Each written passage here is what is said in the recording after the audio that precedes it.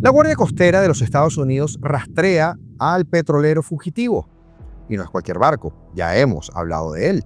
Está vinculado a Irán y a Venezuela, dos regímenes que son expertos en huir, en mentir y en operar en la sombra.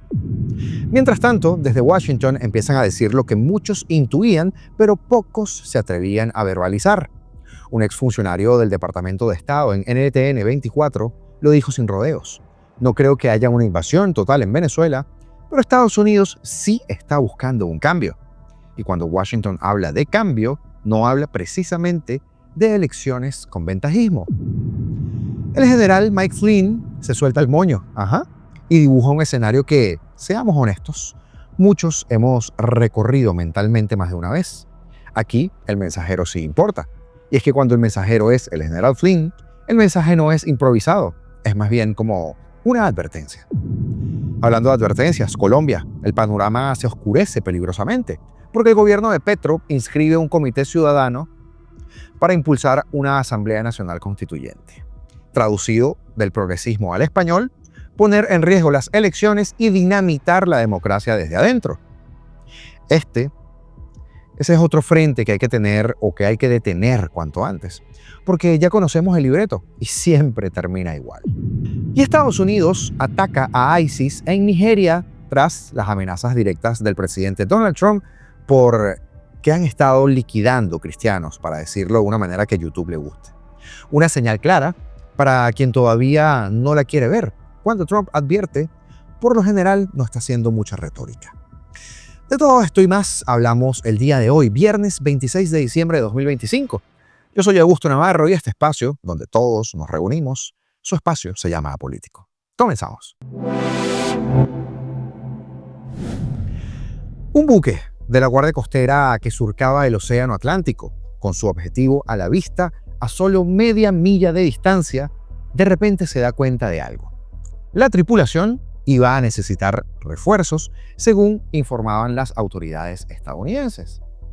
El Vela 1, este petrolero que es mucho más grande que cualquier buque de la Guardia Costera, por supuesto, ha estado huyendo del bloqueo estadounidense a buques ya sancionados que entran y salen de Venezuela.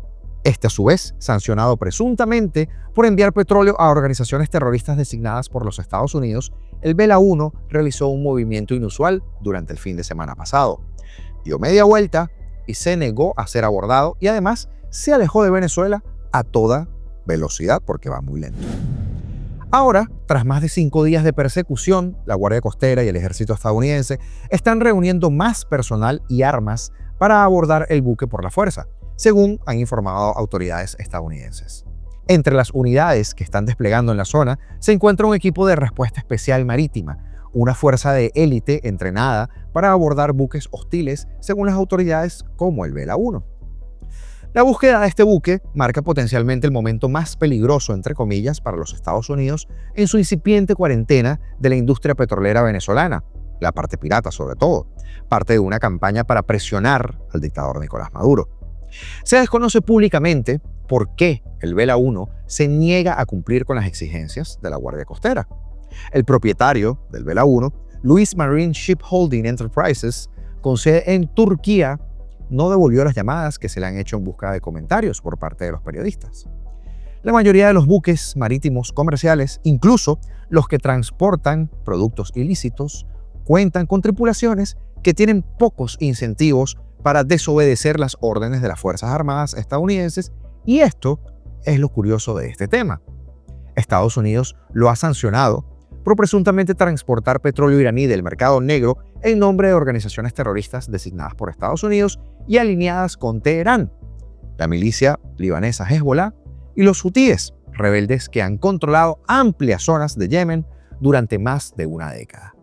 El Departamento del Tesoro de Estados Unidos afirma que el Vela 1 tiene vínculos con las fuerzas Quds, el brazo extranjero del cuerpo de la Guardia Revolucionaria Islámica de Irán, que, para quien no sepa qué es la fuerza Quds, es una especie de entidad paramilitar poderosa y empresarial, algo así como lo que sería el ELN para Diosdado Cabello.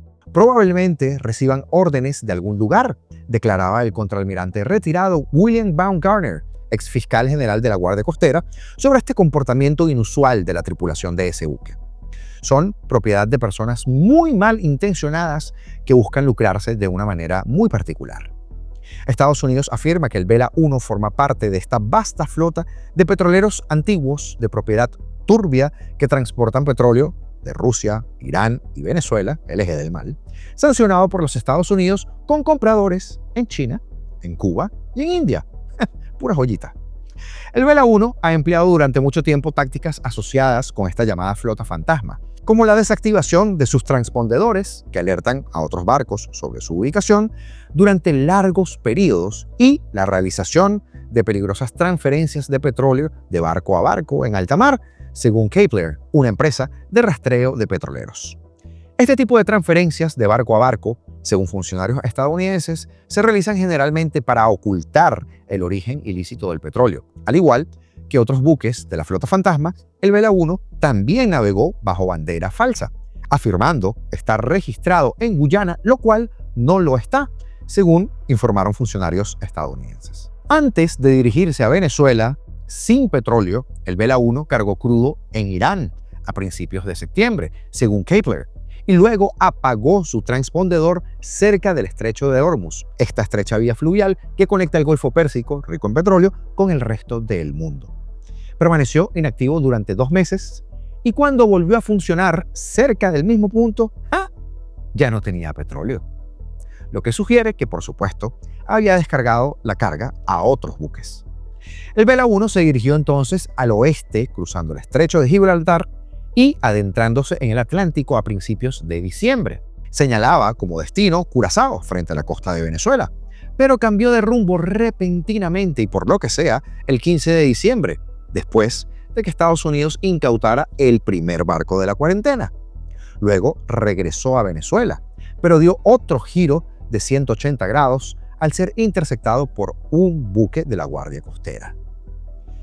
No hay prisa para llevar a cabo una operación contra el Vela 1, porque es un buque de navegación lenta que no puede superar a las fuerzas estadounidenses, ahora, sobre todo, que se conoce su ubicación, según informaron funcionarios. Esto ha dado tiempo de sobra a Estados Unidos para desplegar las unidades adecuadas, lo que explica por qué la persecución se ha prolongado durante varios días. Además de reubicar las fuerzas de élite, dijo Baumgartner, la Guardia Costera también podría traer a un capitán calificado para pilotar un buque del tamaño o de ese tamaño, de aproximadamente 3 campos de fútbol de largo y casi 20 pisos de altura. Una vez que todo esté en orden, afirmó, Estados Unidos tendría derecho, bajo el derecho internacional, a usar la fuerza para abordar el Vela 1, comenzando con una serie gradual de advertencias que podrían incluir disparos.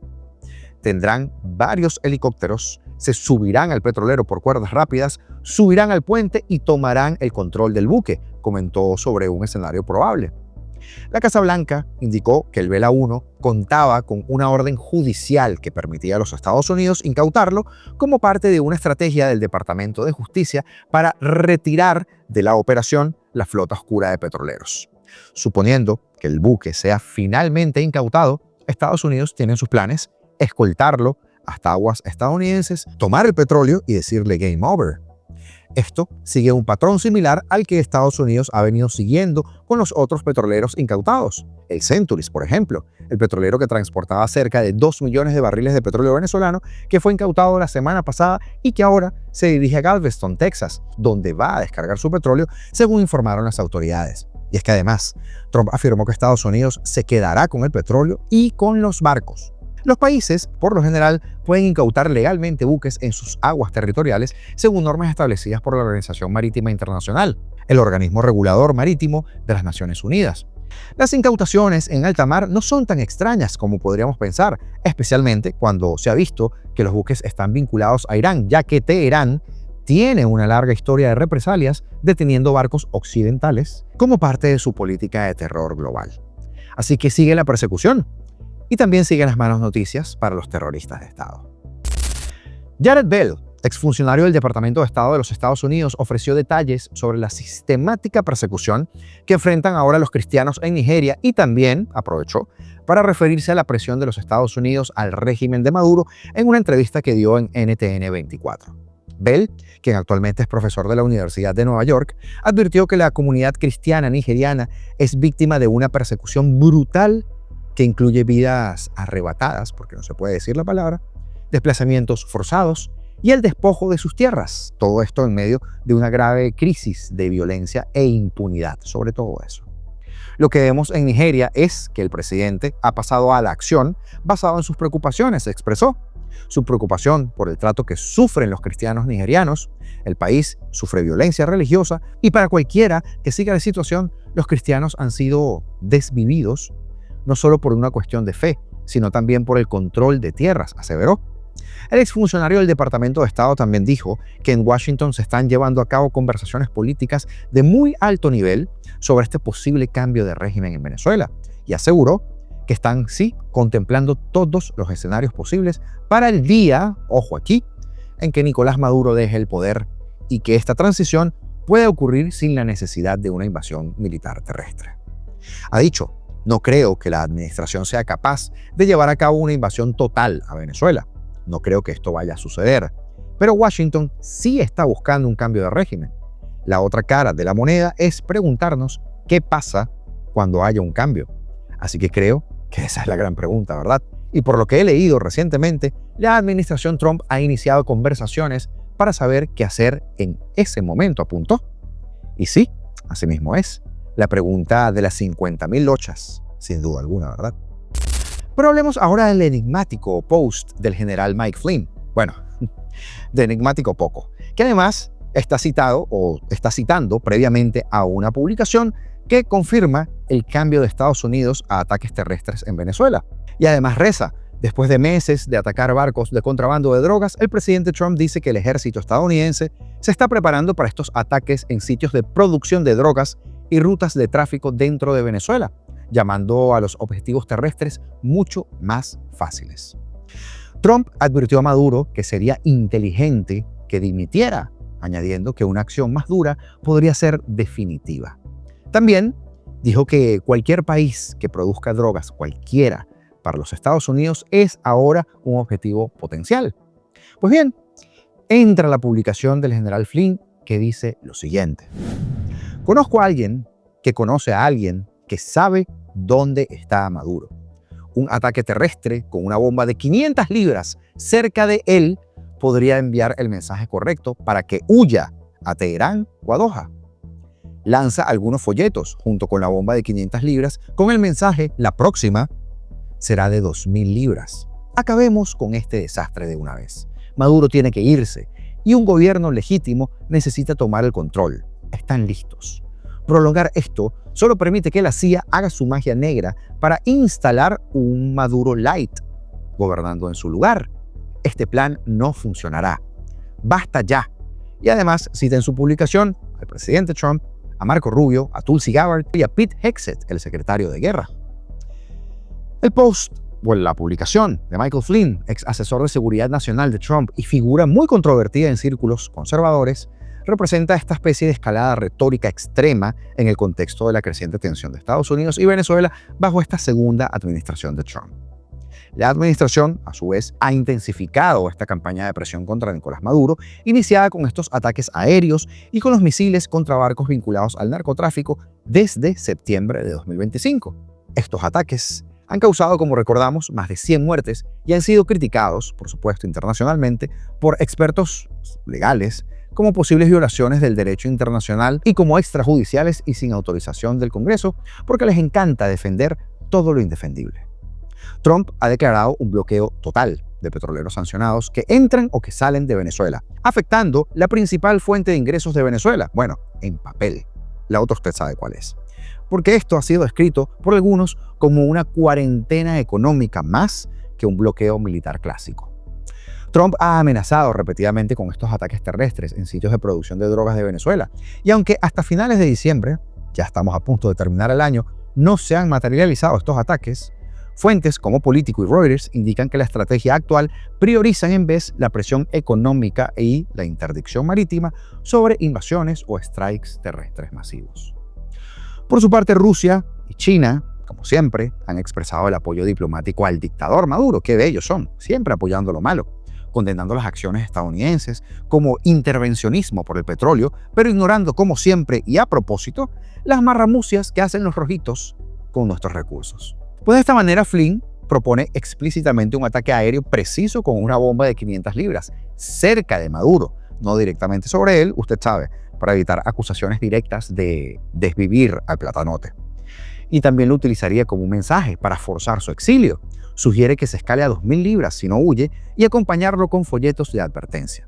Además, argumenta que prolongar esta crisis permite a la CIA instalar un sucesor similar, Maduro Light, reflejando su muy conocida desconfianza hacia la agencia, porque Flynn ha acusado repetidamente al Deep State, al Estado profundo, de estas conspiraciones. Afirma que un gobierno legítimo está listo para reemplazar a Maduro, aludiendo probablemente a María Corina Machado y Edmundo González, quienes están siendo respaldados por buena parte de los Estados Unidos. Flynn, un aliado cercano de Trump, usa un lenguaje provocador que evoca tácticas de shock and awe o advertencias psicológicas. Y esto podría interpretarse como una incitación a la violencia selectiva, aunque no llama directamente a desvivir a Maduro, lo que sería, digamos que, ilegal bajo normas internacionales. Esta publicación de Flynn etiqueta directamente a Trump, como se dieron cuenta, y a miembros de su gabinete, presionando entonces por una acción decisiva. Pero además, refleja que el ala dura de MAGA, que ve a Maduro como un narcoterrorista y una amenaza hemisférica, está obstinada de este tipo. Y es que fuentes de diversos espectros, como el New York Times, ya usted sabe, The Guardian, Reuters, Fox, coinciden en que la campaña de Trump busca derrocar a Maduro más allá del pretexto antidrogas, pero prioriza la presión económica, porque no hay evidencia pública de que hayan planes inminentes para bombardear cerca de Maduro. Pero en resumen, llama la atención este post de Flynn, porque es una llamada agresiva a resolver rápidamente la crisis venezolana mediante la fuerza limitada, pero refleja más la frustración de ciertos círculos que una política oficial confirmada. La situación sigue tensa, pero enfocada en sanciones y en bloqueo marítimo más que en bombardeos terrestres o directos, por ahora. Y Colombia, ¡ay Colombia! Colombia acaba de cruzar una línea que curiosamente siempre empieza igual. El comité ciudadano, el pueblo, el poder popular y un presidente que jura que no quiere poder, que solo quiere transformar. Ya usted sabe. Y es que el gobierno de Gustavo Petro inscribió oficialmente el comité promotor de una Asamblea Nacional Constituyente. No es una metáfora, ni tampoco es un globo de ensayo, ni una columna de opinión. Es un trámite formal ante la autoridad electoral encabezado por su ministro de Trabajo, Antonio Sanguino, para abrirle la puerta al poder constituyente y que nos echen cuenta a nosotros sobre esto, ¿verdad? La excusa, la de siempre, que el Congreso no deja gobernar, que las reformas sociales fueron bloqueadas, que la reforma de salud se cayó, que el sistema no responde, que hay que desbloquear la democracia. Pero traducido al idioma real de poder, si el legislativo no le obedece, entonces lo rodeamos. Si no aprueba, lo saltamos. Petro no está improvisando, está haciendo exactamente lo que hacen los tiranos que descubren que gobernar con contrapesos es incómodo. Por eso, la constituyente no la encabeza él formalmente, sino un comité de 9 personas cuidadosamente seleccionadas, sindicalistas, líderes sociales, militantes ideológicos y, cómo no, un representante del Partido Comunista Colombiano. Todo muy plural, todo muy ciudadano, todo muy predecible. El plan es quirúrgico: recolectar cerca de 3 millones de firmas, activar el mecanismo y dejarle el paquete servido al próximo Congreso, que se instalará en julio de 2026, es decir, justo después de las elecciones legislativas y presidenciales. El tiempo político perfecto para presionar, condicionar o chantajear institucionalmente a quien venga. Y Petro lo dice sin rubor: el pueblo no se debe dejar quitar su poder. Una frase sumamente peligrosa cuando sale de la boca de quien ya controla el Ejecutivo, influye en la calle y ahora quiere reescribir las reglas del juego. ¿Por qué no, señores? No estamos hablando de una reforma puntual. Una asamblea constituyente no corrige artículos, redefine todo el Estado y puede tocar la justicia, el sistema político, los equilibrios de poder, los periodos, las competencias, las reglas electorales, todo, absolutamente todo. Por eso esta figura ha sido históricamente un arma de doble filo y por eso también históricamente la izquierda latinoamericana la usa cuando el Congreso estorba.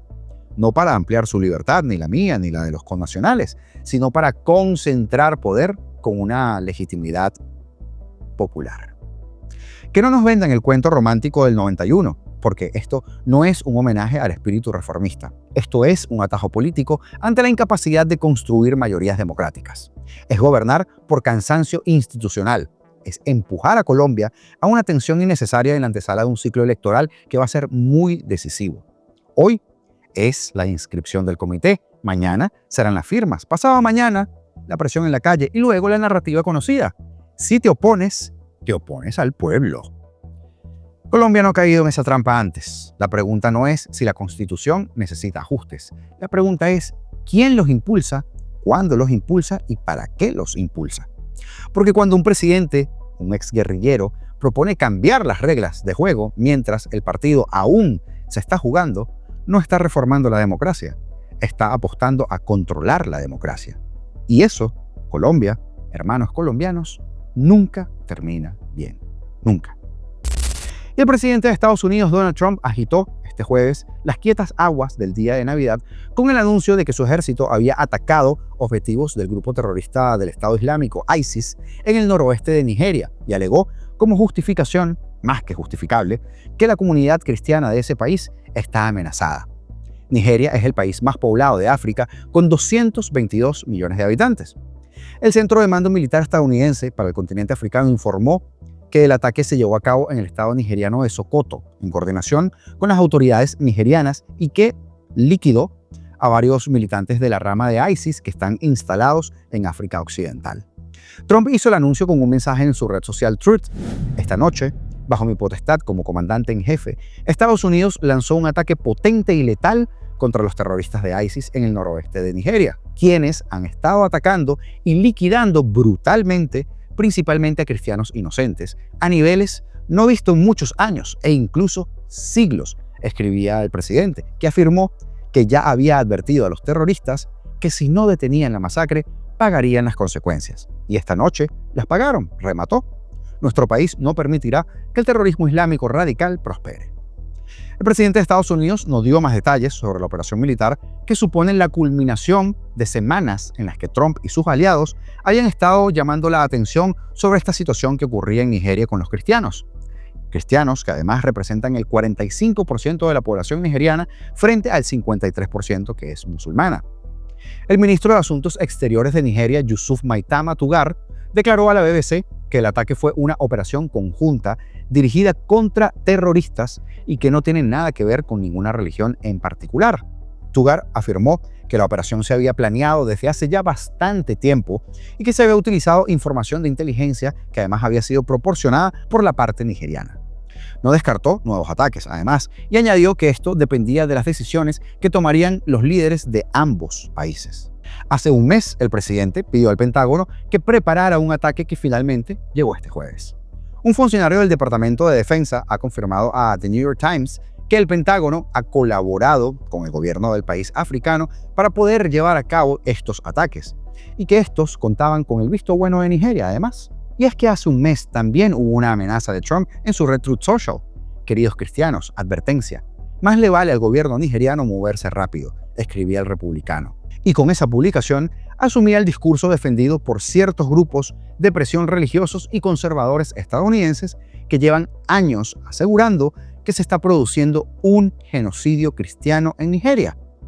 Uno, por cierto, de los grandes valedores de esta narrativa es el senador republicano Ted Cruz, quien ha declarado que desde 2009 un total de 50.000 cristianos han sido desvividos, perdón que use esa palabra, pero no se puede decir la otra porque se pone sensible a la plataforma, y que esto ha sucedido en masa en el país africano, y además 18.000 iglesias han sido incendiadas.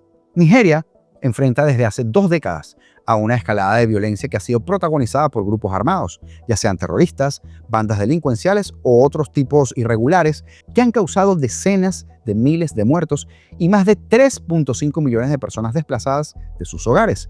Solo entre mayo del 23 y mayo del 25, más de 10.000 personas fueron liquidadas, según dice Amnistía Internacional. Y entre las víctimas había también cristianos y musulmanes. Pues Trump despidió su mensaje en Truth Social de este jueves felicitando la Navidad para todos, incluidos los terroristas que ya no están en este plano, de los cuales habrán muchos más si continúan su masacre de cristianos, así colocaba. Y luego al rato publicó otro post en el que la felicitación incluía, y cito textual, A todos estos canallas que adoraban a Jeffrey Epstein, le dieron montones de dinero, fueron a su isla, asistieron a sus fiestas y pensaban que era el mejor tipo del mundo, solo para luego abandonarlo a su suerte cuando las cosas se pusieron demasiado difíciles, afirmando que falsamente no tenían nada que ver con él, que no lo conocían, diciendo que era una persona repugnante y luego, por supuesto, culpando al presidente Donald J. Trump. Despide su texto con lo que parecía una amenaza. Los políticos demócratas corruptos disfruten de la que puede ser su última feliz Navidad, escribía Donald Trump en su publicación. Hasta aquí el programa del día de hoy y quiero enviar saludos muy especiales para Sonia Cosme, para Davis Basto, para Rosa Serpa, para Eds y para Joselito Morado o Something YouTube por apuntarse a la membresía de nuestro canal.